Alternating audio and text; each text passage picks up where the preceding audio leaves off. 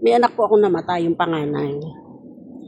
Kung yun ay buhay, yun ay 24, magto 24 na ngayon. Namatay siya noong November 24, 2001. Dahil nag-uulan noong mga nakaraang araw, at meron din po akong service.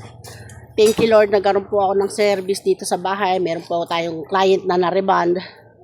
So, nawalan po tayo ng time para makapasyal sa ating mga mahal sa buhay, lalo-lalo na sa aking mahal na mama at papa at sa kanyang tatay. So, November 3 today, nag-decide po kami na sumaglit habang maganda ng kaunti ang panahon kasi kanina nag-uulan. So, sasaglit kami ngayon sa lugar kung saan nakahimlay ang aming mga magulang. So, mama, papa, hintayin niyo ako dyan. Dadalawin ko kayo.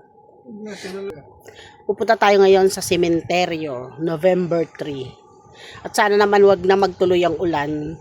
At after po nito, kami po ay babiyahin na. Kami po ay oras na para magtrabaho ulit sa kalsada. So, saglit tayo sa sementeryo. Punta na po kami ngayon sa sementeryo. Lakas ng hangin. So, nandito na po kami sa sementeryo. Diba? May mga ilan-ilan din namang napunta pa din. Hindi sumasabay sa karamihan ng tao. Nasilip na nila yung kanilang mga mahal sa buhay. Ngayon, kami naman po. Buti na lang hindi maputik ang kalsada. Maghanap po kami ng parking area dito sa may bandang Himlayan. Ayan. Yan. Dito po kami makikipark sa may bubong para naman po ang aming mga sasakyan na hindi naman mabasa. So yan, nandito na po kami. Papark lang po kami saglit. Tapos maglalakad kami pabalik at doon kami sa may likod ng sementeryo.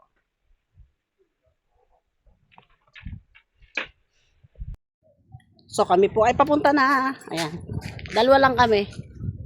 Ayan po yung aming mga kabayo. Pero ready na rin yan mamayang bumiyahe. Sasaglit lang kami dito sa sementeryo. So eto po ang Himlayan. Ayan. Yun ang aming motor. Oh, ayan naman ang Makiling. Magkatabi lang yan. Oh, so dito kami sa Memorial makikiraan. Ayan o. So, dito kami, babay-bye. Kasi doon kami sa lumang sementeryo. May mga ilan-ilan pang nabisita. Diba? Okay naman yung panahon.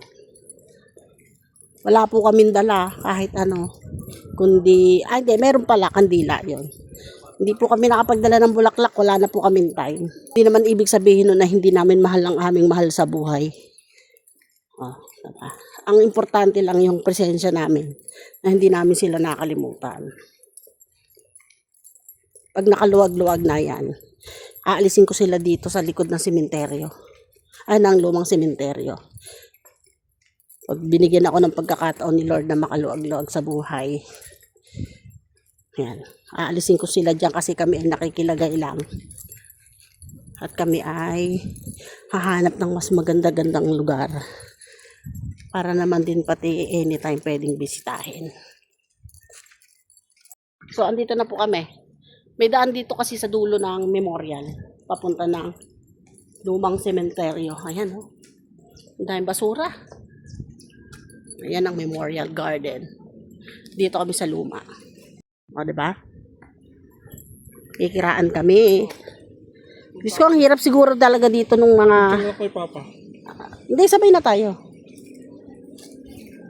Unahin po muna namin pumunta sa kanyang papa. Dito kasi din yung sa luma. Ayoko yata. Parang ayoko yata, mahal. Mahal. Wala ba ibang daan?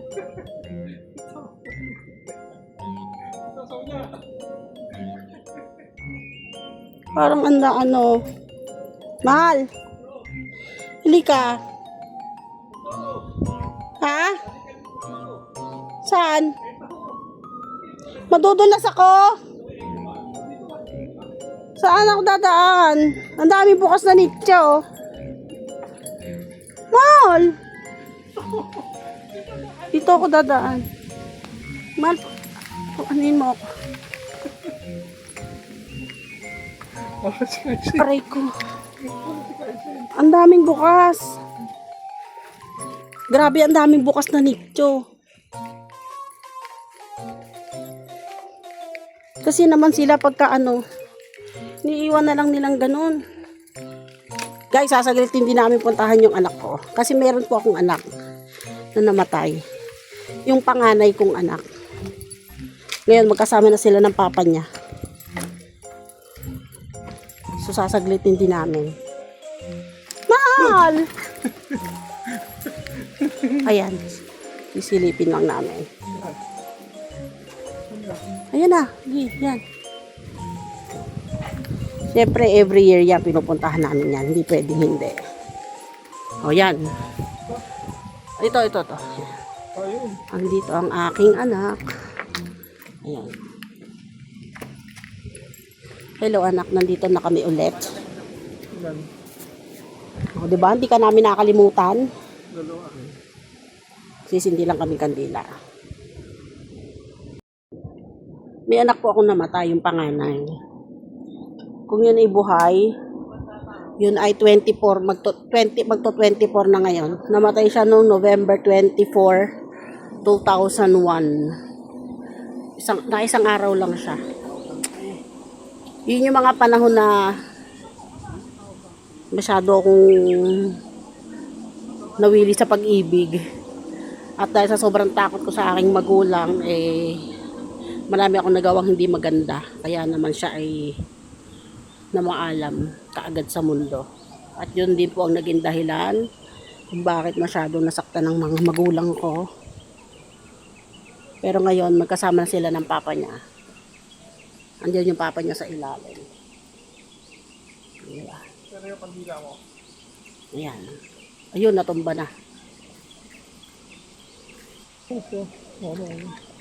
Ayan. Kasama na kayong dalawa mag-ama. Namatay ang aking legal na asawa no November 4. Bukas. Pa2 taon na ni Ricky pala. O Ricky, baka naman sabihin mo. Hindi namin kayo naaalala. Yan, nandito kami ngayon. Hindi ka namin nakalimutan, pati si nanay mo, si kuya mo, pamangkin mo, at especially yung anak natin. Ayan, pinasyalan ko kayo, ha. Andiyan si Ricky sa ilalim. Lipat naman kami dun sa papa niya. Hindi na, sama na ako. Siyempre, nakalampas na nga ako dun sa bukas na nicho, Siyempre, kailangan din namin tirik ng kandila doon. So, alis na kami. Saglit lang naman kami. Kasi baka abutin kami ng ulan. Next naman doon sa papa niya.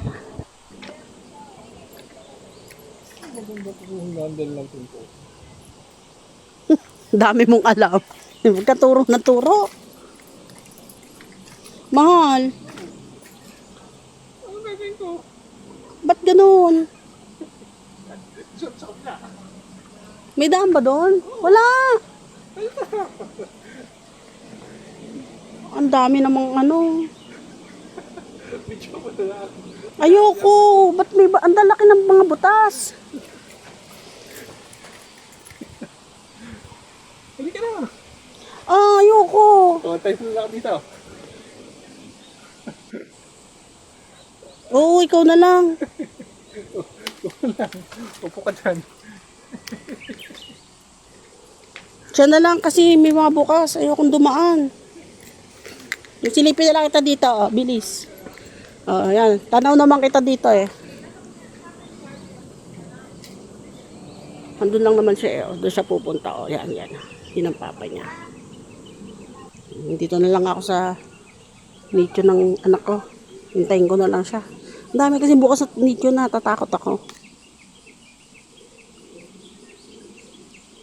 Tapos mamaya babalik na naman kami doon kasi papunta kami sa papa at mama ko. Naano akong dumaan sa mga butas na nicho. Hindi ko lang feel. Hindi naman sa takot. Hindi ko feel. Ewan ko ba? Hindi na siya, oh. Kakulay niya yung dahon. Ayan, oh. Siya na lang yung nagpunta. Kasi, oh, ayaw ko kasi dumaan sa mga bukas na nicho. Kaya siya na lang. Oh. Nagtirik lang siya ng kandila. Galing na siya nung isang araw dyan nagpintura. Kaso lang naghuwala na wash out. Ayan. Pag malaya, hindi pansin kasi kakulay ng dahon. Ang bilis naman, oh. Wala na, oh. Babalik na yan dito. Tirik lang talaga siya ng kandila. Ang bilis mo naman. Sa bagay. Meron pa. Ayan na. Alis na kami. Anong binabalak mo? Parang may masama kang binabalak, ah. Ba't naghahawa ka pa na kung ano-ano? Nakakainis naman to, eh. Hindi mo naman kasi kailangan maghawak ng kung ano-ano. Pero itong taon to.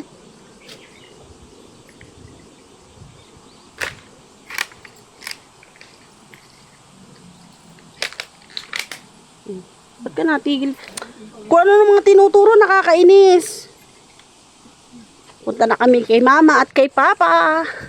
Buti na lang, hindi maputik. Huwag ka na kasing turo ng turo, nakakayamot naman to, eh. Dire-diretso na. Pangkasar ka talaga. Mahal.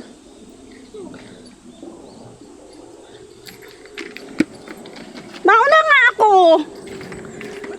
Pinauna mo ako. Tapos Mauna ako. nagagalit ka. Guys, ako na lang mauna kasi itong taon to kung saan ako dinadaan. Saan nga ba yon? Dito.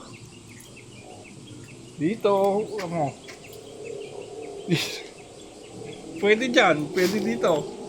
Pwede dyan. Dyan na lang. Dito na lang. May kiraan po.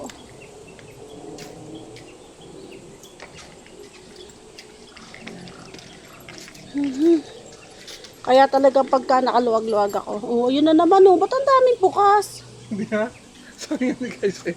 Puro.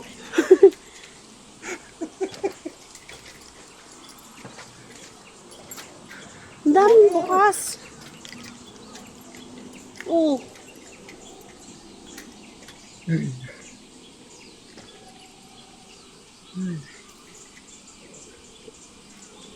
May kiraan po. Aray ko. Aray ko. Ang daming bukas na nicho. Ah, bahala ka sa buhay mo. Yan na, malapit na kami.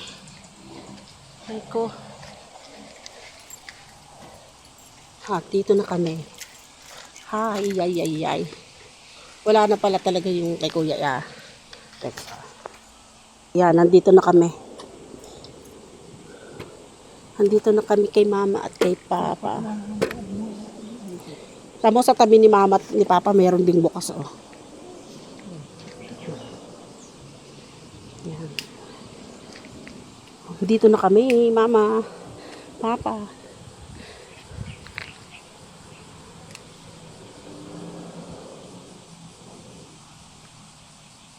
Titirik lang kaming kandila. Wala kaming dalang bulaklak, eh. Sana naman next year may lipat na namin sila. No? Sa bahay. Sa bahay. Kung pwede nga lang, eh. So, pwede naman. Bawal yun.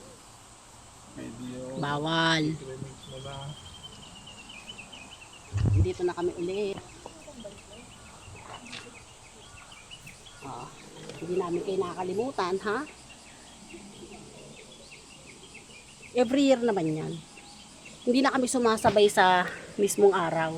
November 1. Hindi na. Sobrang dami kasing tao. Oh. Nung isang taon, October 31 kami nagpunta. Before. Kasi nagpintura din kami. Tapos, ngayon, November 3. Saka kami dumalaw. Pininturahan daw to ng mga anak ko. Kaso lang, na-wash out daw. Kaya, gato itsura. Pero okay na rin. Importante, hindi nila nakalimutang pinturahan.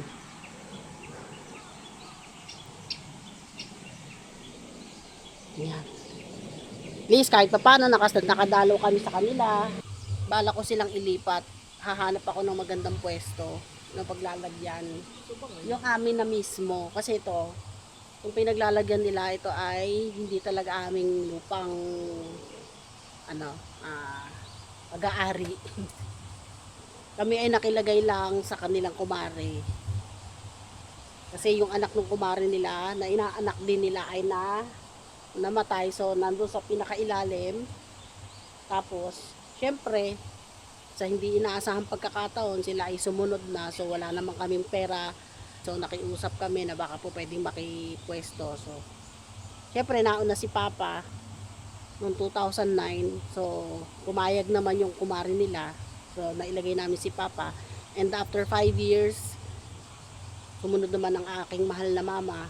So, nag-decide ako na pagsamahin sila sa isang lagayan. So, nandito silang dalawa. Mahirap dumalaw dito anytime. Tapos lalo pag tag-ulan. So, maghahanap tayo ng pwedeng paglipatan sa kanila.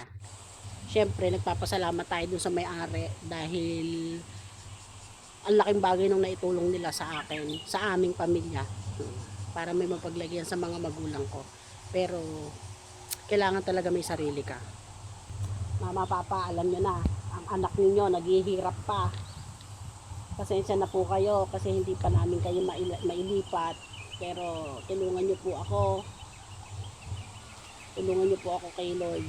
Ibulong nyo po ako na sana po magtuloy-tuloy na maging maayos ang aking takbo ng pamumuhay. Nang sa ganon ay mailipat ko kayo sa magandang pwesto. At syempre, hinihiling ko na sana patuloy nyo kaming gabayan. Lamang kayo dito sa ibabaw ng lupa, pero alam ko na hindi nyo ako pinababayaan. Lagi kayo nakabantay sa akin. Lagi nyo pa rin akong ginagabayan at sa mga panahon na hindi ko na kaya, pag tumatawag ako sa inyo, magkakaroon po ng solusyon yung bawat problema ko. Kaya alam ko na sa bawat hiling ko at bulong ko sa inyo, bilang magulang ko, nandyan lagi pa rin kayo sa tabi ko para bantayan ako, tulungan ako. Ngayon, may apo na kayo sa tuhod, may apo na rin ako na sana bantayan nyo din. Bantayan yung ating mahal na aya na hindi nyo na inabutan. Napakaganda ng apo ninyo. Tulungan nyo po ako na sana yung pamilya natin ay maging maayos na, maging okay na ang lahat. Yun lang naman ang hiling ko. Bulong nyo ako kay Lord. Sana gabayan ako araw-araw. Kami, buong pamilya. Kaming dalawa ni Clef yan. Pasensya na kayo, wala akong dalang bulaklak. Wala kaming dalang bulaklak. Pero hindi ibig sabihin na hindi namin kayo mahal. Mahal na mahal na mahal na mahal ko kayo. At miss na miss ko na kayo. Yan guys, inilipat niya yung kandila kasi namamatay. Medyo masama ang panahon ngayon kasi may bagyong parating na naman. Bagyong Tino. So, nag-uulan na naman po. Hindi na kami magtatagal dito. Importante na masyal kami, sumilip. Kung umabot ng 150 years old. Palabiro talaga to. Hindi, medyo kumukulimlim na kasi yan, oh. Eh, mahirap abutin ng ulan dito. So, Mama, Papa, it's time to say goodbye again to you. So, aalis na rin kami ngayon. Kasi baka kami abutin ng ulan dito. Ang hirap guys nang mawalan ng magulang sa totoo lang. Ang hirap mawalan ng magulang. Yung isang magulang na mawala sa buhay mo, mahirap na. What more pa kung dalawa. Na yung magulang mo ay talagang sumuporta sa'yo simula't simula. Kasi hindi naman lahat ng magulang masasabi natin na supportive. Pero isa ako sa mapalad na anak na ang mga magulang ko ay talagang sobrang supportive. Alam mo yung gagabayan ka talaga. Ginagabayan ka talaga. Totoong mahal ka. Hindi ka pinabayaan. Hindi man sila masagana, salat man sila sa buhay ng mga panahong mabubuhay sila, pero lahat ng effort ginawa nila. Maibigay lang sa'yo yung magandang buhay na sa tingin nila ay karapatan mo na maranasan. Kaso lang, maikli lang ang buhay na binigay ni Lord sa kanila. Kaya ngayon, yung panahon na dapat magkasama pa kami ay wala na. May mga pagkakataon na okay yung buhay ko na gusto kong maiparana sa kanila na maging maginhawa rin sana sila. Hindi ko na magagawa yon at hindi ko na nagawa sa kanila. Pero may isang pangarap sila sa akin na nagawan ko ng matupad para sa kanila. Oh guys, so Ayan guys, umuulan na. Paano ba yan, mama, papa, babay na? Eto na, habang nagsasalita ako, sabay po. nagsisimula ng umulan. Kailangan na namin umalis kasi mahirap pong ubutin dito ng ulan. Diba? So, paano ba yan guys? Maraming salamat sa inyong panonood. Kami ay paalis na rito. Babay po sa inyong lahat. Rico! Kami ay palabas na rito sa lumang sementeryo.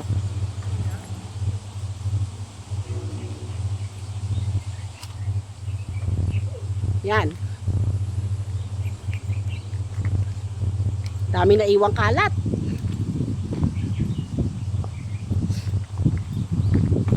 Andito na kami ulit sa memorial. Bye bye guys. Salamat sa inyong lahat.